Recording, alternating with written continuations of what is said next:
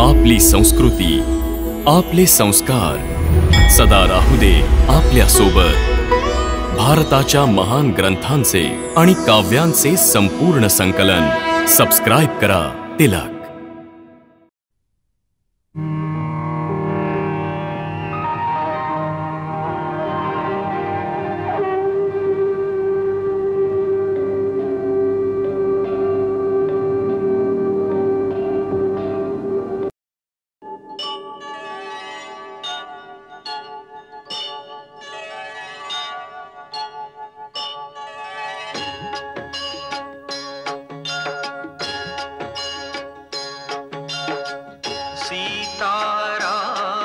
चरित अति पावन, मधुर सरस रस किति मन भावन।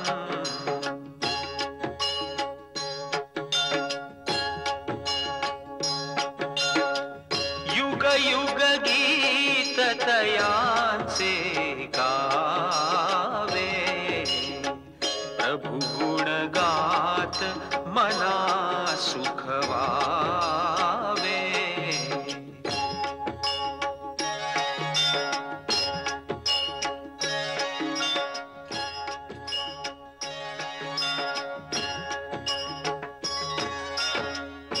चुप रहा।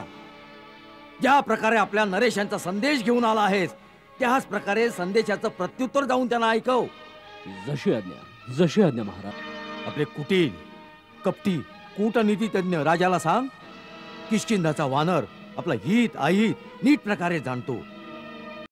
जा रावणाला सांग की बिभीषणाच्या येण्यानं लंका वाचली आहे, परंतु रावणाला तिन्ही लोकात कुणीही वाचू शकत नाही। आमचं उत्तर तुझ्या राजाच्या मृत्यूचा संदेश आहे। आणि आपल्या राजाला हेही सांग की अजून वेळ आहे। जर आपलं कुल आणि राक्षस जातीचं संरक्षण हवं असेल तर श्रीराम प्रभूंच्या शरणात ये, तर आपणच लंकेचे राजा राहाल। मला राजसिंहासनाची काही लालसा नाही। यानं काही लाभ होणार नाही विभीषणजी। आपण तर जाणताच की महाराज रावणांचा हट्ट किती अटळ आहे।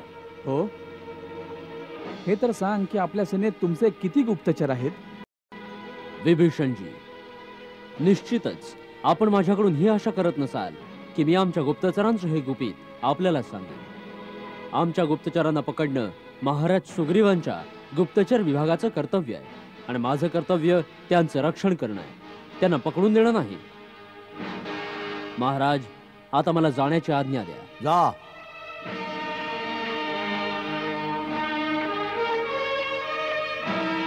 महाराज सुग्रीव, मी आजपासून आपला भक्त झालो आहे। तर सुग्रीवानं आपल्या मृत्यूचा संदेश पाठवला आहे। वाह, त्या मुंगीलाही पंख फुटले। एक मरकट उड्या मारून समुद्र काय पार करून गेलाय हे समजायला लागले की सगळे वानर सागर पोहून येऊ शकतील। लाटांमध्ये समाधी होऊन जाईल सर्वांची। काय त्या गोष्टीला जाणत नाही? त्यांना आपल्या मृत्यूचं भय नाही वाटत? क्षमा करा महाराज, मी त्यांच्या सगळ्या शिबिरात असा एकही सैनिक नाही पाहिला ज्याच्या मनात कोणत्याही प्रकारचं काही भय होतं। आणि त्या कुलघाती विभीषणाची काय स्थिती आहे?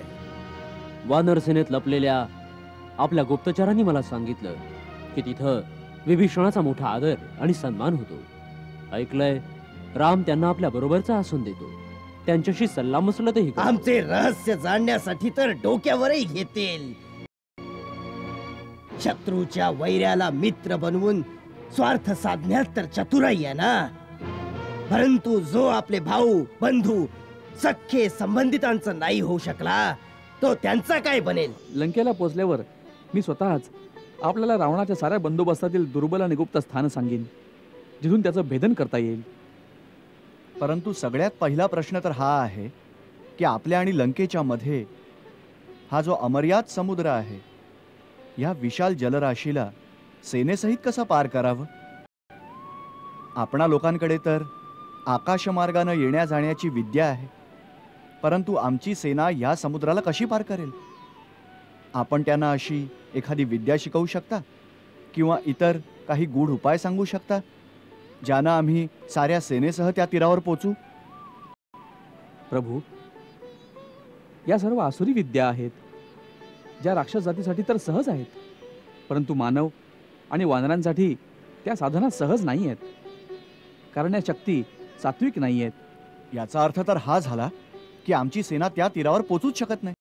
दादा, माझं मत तर असं आहे, इथे खूप घनदाट जंगल आहे. सेनेद्वारा लाकडं कापून सहस्त्र नावा बनवता येतील. त्याच्यात बसून आपली सेना त्या तीरावर पोहोचेल. बंधू लक्ष्मणा, सुरक्षेच्या दृष्टीने त्यावर विचार करा. नावा लंकेच्या जवळ पोचताच राक्षस लोक आपल्या जवळच्या यंत्रांनी त्यांच्यावर मोठमोठे दगड फेकून त्यांना बुडवून टाकतील. आपल्या सेनेला तर्फांवर उतरूनच देणार नाहीत. आपण तर प्रत्येक गोष्टीचं खंडन करीत आहात. काही उपाय तर सांगा.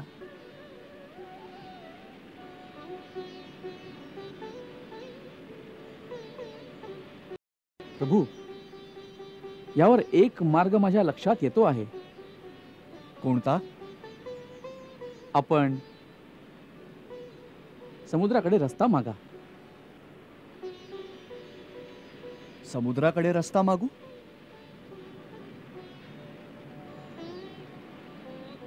मागितल्यावर हा समुद्र आम्हाला रस्ता देईल? दादा, महाराज विभीषणांचं म्हणणं बरोबर आहे. आपल्याला समुद्राकडूनच रस्ता घ्यायला पाहिजे, परंतु मी रस्ता मागण्याचं समर्थन नाही करणार.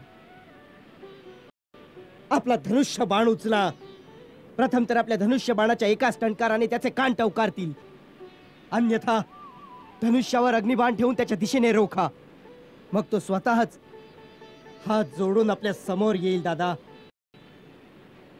या युक्तीनं बराच अनाचार माझे लक्ष्मण. दुसऱ्याला संधी देण्यापूर्वीच त्याच्या विरुद्ध शस्त्र उचलणं अहंकारातून आलेल्या अत्याचारासारखं आहे. खऱ्या शक्तिशाली व्यक्तीनं आपली विनम्रता ही कधीच सोडू नये. आणि प्रथम महाराज विभीषणांना हे तर विचार की त्यांनी कोणत्या विश्वासावर समुद्राला विनंती करण्याचा सल्ला दिला. प्रभू, समुद्र आपल्या कुळात ज्येष्ठ आहे. एका दृष्टीने आपले पूर्वज आणि कुलगुरू सुद्धा. आपण त्याचे वंशज आहात. त्या महाराज सगरांनीही या विशाल महासागराला निर्माण केलं होतं, म्हणून त्यांचे समुद्रावर खूप उपकार आहेत. त्यांच्याच कृपेने सिंधूने पृथ्वीवर इतकी विस्तृत जागा व्यापली आहे. म्हणून मला पूर्ण विश्वास आहे की समुद्र अवश्य आपली मदत करतील आणि आपल्या सेनेला त्या तीरावर जाण्याचा मार्ग सांगतील. मित्रा, आम्हाला आपलं हे बोलणं अत्यंत आवडलं आहे. लक्ष्मण, माझ्यासाठी इथंच गवताचं एक आसन बनव. मी इथंच बसून समुद्राची आराधना करीन, जोपर्यंत ते प्रसन्न होऊन माझी प्रार्थना स्वीकार करत नाहीत. जशी आज्ञा दादा.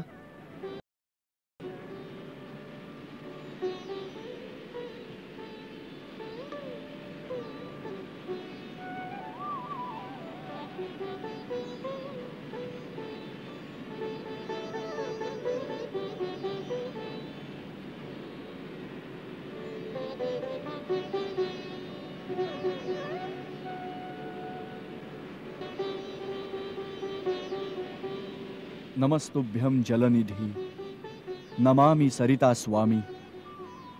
हे महासागर, मी महाराज सगरांचा वंशज दशरथ पुत्र राम, माझा भाऊ लक्ष्मणासहित आपल्याला शरण आलो आहे.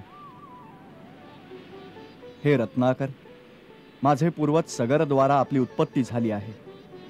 आज रघुकुलावर आलेल्या विपत्तीचं निवारण करण्यासाठी एक विशाल सेना घेऊन लंकेवर आक्रमण करण्यासाठी आपण मला आपल्या पाण्यातून मार्ग देण्याची कृपा करावी.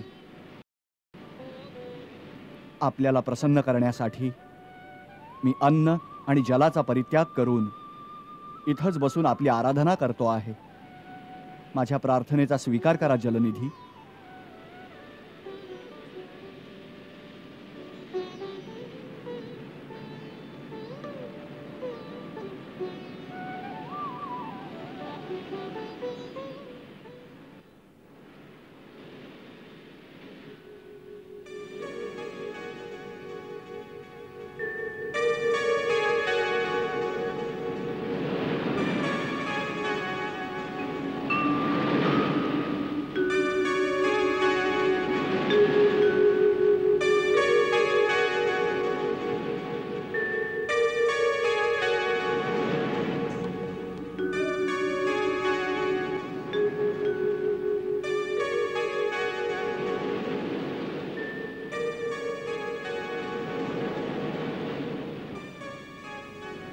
हे महासागर हे रत्नाकर आपण द्यावा मार्ग आम्हाला नको ते अमृत रत्ने नकोती विनंती माझी आपुल्या समोरी पंख नाही काही मार्ग नाही सेने सहित पैल तीरावर द्यावे सहाय सांगा उपाय शपथ तुम्हा रघुवंशराय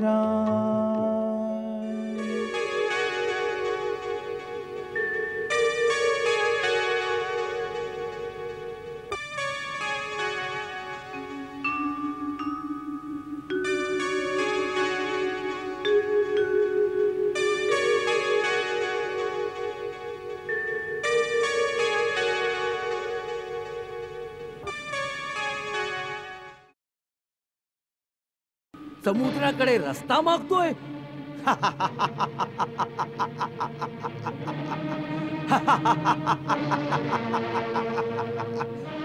वाह, भिकाऱ्याप्रमाणे राहता राहता ज्याच्या त्याच्याकडे भीक मागण्याची सवय झाली. मूर्ख हे समजत असेल की समुद्रासमोर बसून रडेल, आपली व्यथा ऐकवेल, की माझ्या पत्नीचं हरण झालेलं आहे, तर समुद्र द्रवून जाऊन दयेनं आपल्या लाटामध्ये त्याला कोरडा रस्ता बनवून देईल.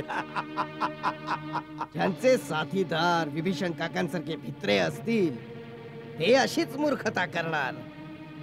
अन्न पाणी घेतल्याशिवाय 2-4 दिवस निघून जाऊ देत, मग तीच वानरसेना त्यांच्या मृत शरीराची शोभा यात्रा काढेल. नाही नाही, अशा अशुभ गोष्टी नको सांगूस. मी नाही सांगत मुली, मी तर केवळ तुला राजमहालातील समाचार सांगतेय. जर या गोष्टी राजमहालात होत होत्या तर खऱ्याच असतील. मग काय माझे स्वामी निराश होऊन समुद्र तटावर बसलेत. अशा प्रकारे समुद्र त्यांच्या गोष्टी का ऐकेल? आणि रावणाप्रमाणे जगातील इतर लोकही त्यांचा उपहास नसतील करत. नाही नाही मुली, अशा निराशाजनक गोष्टी काय विचारात घेतेस? ते नररूपात जे काही करत आहेत ते सारं कार्य जगात आदर्श प्रस्थापित करण्याकरताच करीत आहेत. तू त्यांच्या शक्तीवर विश्वास ठेव मुली.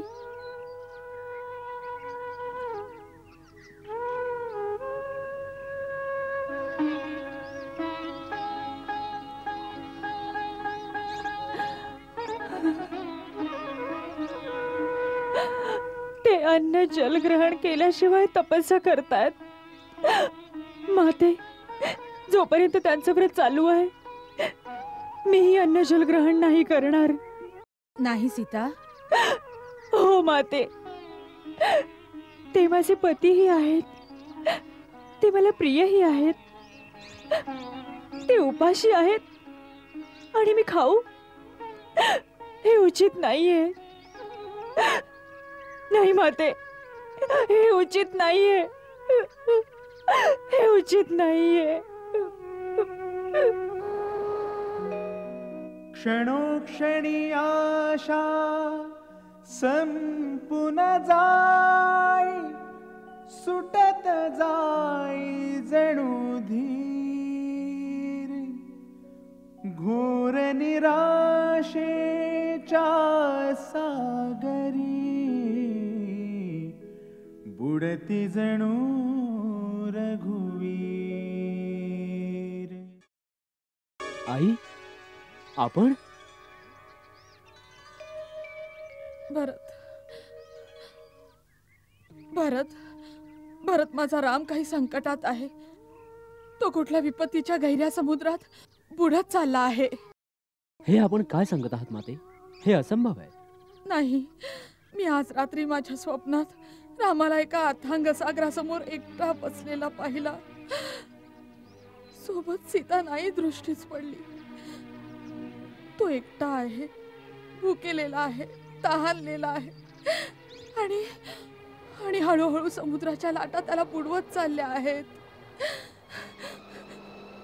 भरत, भरत आपल्या भावाचा शोध घे. तो नक्की कुठल्या तरी संकटात आहे. त्याला त्याला मदतीची खरंच खूप गरज आहे. भरत, धीर धर माते, धीर धर. दादावर कोणतं संकट येऊच शकत नाही आणि त्याच्या येण्याला थोडेच दिवस उरलेत ना. म्हणूनच भावनावश आपलं मन भ्रमित झालंय. अन्यथा त्यांच्या शक्तीसमोर या जगातच काय, तिन्ही लोकात कोणीच उभं राहू शकत नाही. पहा, त्यांच्या चरणपादुकांवर ठेवलेल्या फुलांवर काही कोमेजलेपणा नाही. सगळी जशी प्रसन्न आणि आल्हाददायक आहे. शास्त्राच्या दृष्टीनं हा शुभ शकुनच आहे. नाही, शास्त्रलिखित शकुन अपशकुनांचं ज्ञान खोटं असू शकतं, पण मातेच्या हृदयातील सूचना कधीच खोटी असू शकत नाही. मी स्पष्ट पाहिलंय, माझा राम कुठल्या तरी समुद्रात पुरता अडकून गेलाय. भरत, भरत, भरत बाळा, इथून समुद्र किती दूर आहे. मला तिथे घेऊन चल, मला तिथे घेऊन चल. माते, समुद्र मी पाहिला नाही, ऐकलंय खूप दूर आहे. खूप दूर आहे, खूप दूर. इथून खूप दूर पुत्र कुठल्या तरी संकटात आहे आणि माता, माता अयोध्येतील राजमहालात सुख भोगत आहे. पुत्रा, पुत्रा, जर मला पंख असते तर उडून मी तुझ्या जवळ निघून आले असते, परंतु काय करू. तू जिथे कुठे असशील, ज्या अवस्थेत असशील, माझा आशीर्वाद आहे. भगवान पुंडरीकाक्ष तुझी मदत करोत. तुझा विजय हो, तुझा विजय हो. विनंती न माने सागर, जाती 3 दिवस निघुनी. क्रोधित होता रामहि, करुणी निश्चय मनी.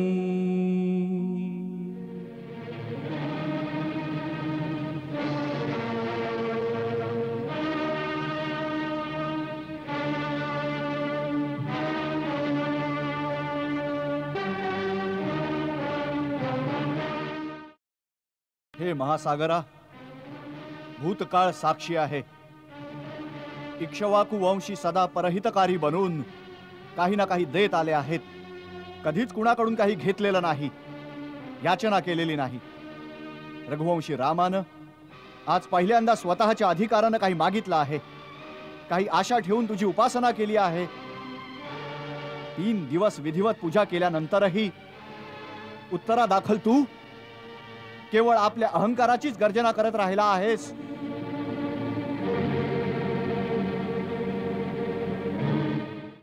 मंदगती जलनिधी, तुझ्यावर रामाच्या प्रार्थनेचा काही प्रभावच नाही पडला. तू रामाच्या विनम्रतेला त्याची असमर्थता समजून चढेल बनला आहेस. जगानं आजपर्यंत रामाची कृपा पाहिली आहे, त्याचा कोप नाही पाहिला.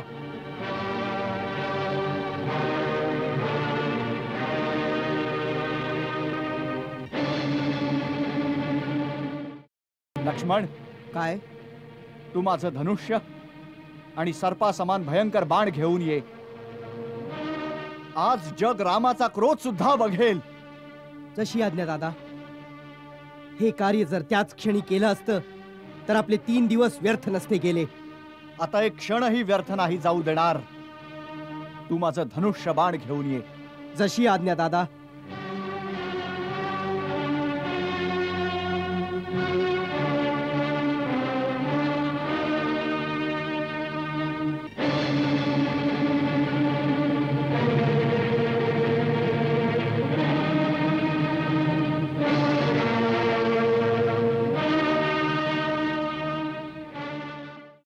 जसं मूर्खासमोर विनय दाखवणं आणि कुटील व्यक्तीवर प्रेम करणं व्यर्थ असतं, ज्याप्रमाणे मोहपाशात अडकलेल्याला ज्ञानाचा उपदेश करणं आणि नापीक धरतीमध्ये बीज लावणं विफल ठरतं, त्याचप्रमाणे तुझ्यासारख्या अहंकार्यासमोर रामाच्या विनयाचं आणि पूजेचं काहीच मोल नाही.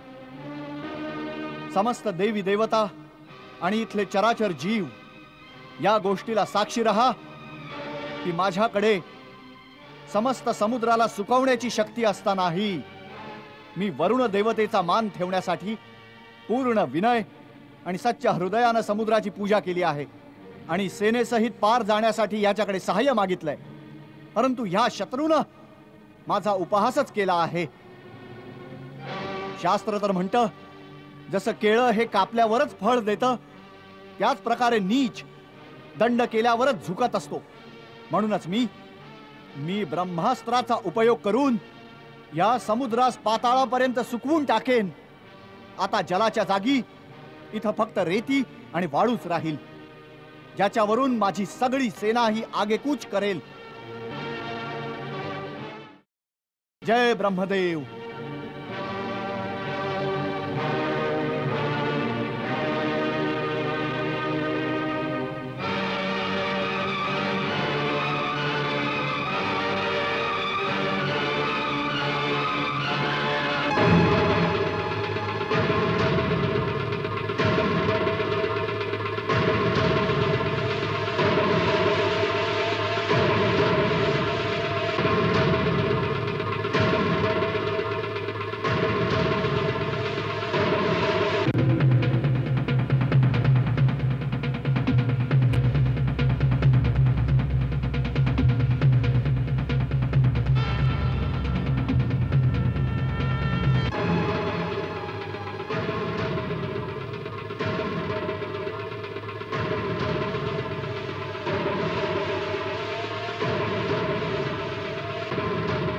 त्राहिमाम, त्राहिमाम, त्राहिमाम, त्राहिमाम, त्राहिमाम. मंगल भाव मनात जपोनी, दशरथ राज आनंदे मनोमानी.